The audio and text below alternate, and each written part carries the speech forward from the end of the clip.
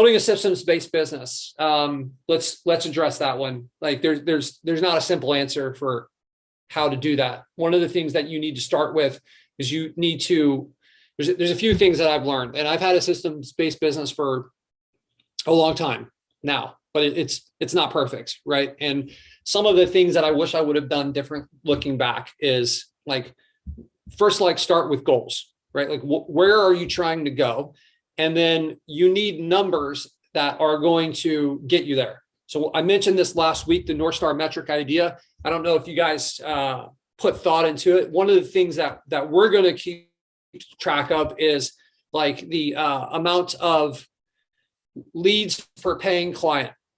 Okay, so as that number goes up, then everything starts to go in a good direction. I've recommended a few books in the past. Traction is a really good one by Gino Wickman.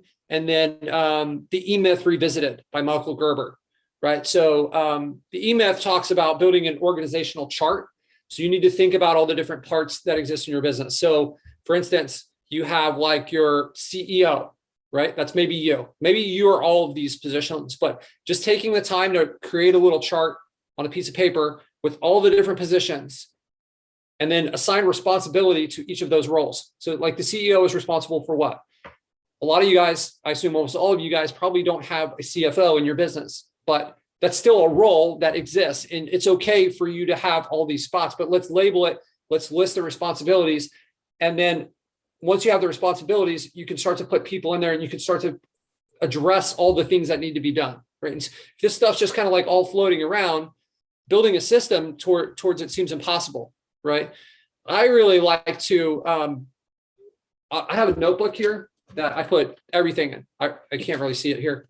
There we go. Well, it's not going to work with this, but I've got a notebook that I put everything into, and I like to ask myself questions. Like when I'm stuck and I don't understand something, okay, what does the system look like how would that work?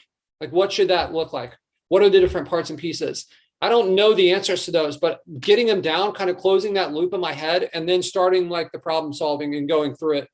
I think that's key, right? You need to give yourself like, don't beat yourself up if like, this isn't going to be right your first 10 times. It's something that you just keep polishing and you keep tweaking and tweaking, right? So I would start with the areas like, I think for a lot of us that are building is like building a website.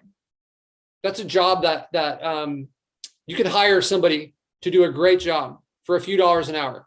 So to me, that's one of the first like things I'm going to put in place. Right. And you're going to need like some sort of project management software to help manage these systems.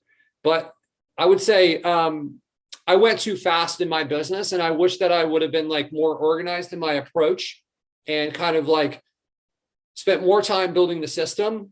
But there's a downside. There's a guy that I know that has like all the systems in the world and doesn't have a huge amount of revenue. So you want these systems to come in place, but it's never too soon to start thinking about them. Just like, don't let that be a shiny object that you're starting building systems for like, hey, we're in this place here and I don't have a fire evacuation plan, right? Like I can just go out the door. So I don't need to like build things that aren't necessary. And I've seen a lot of people who try to go down these rabbit holes, right? But it's good to like get a structure, get some like business understanding for this stuff.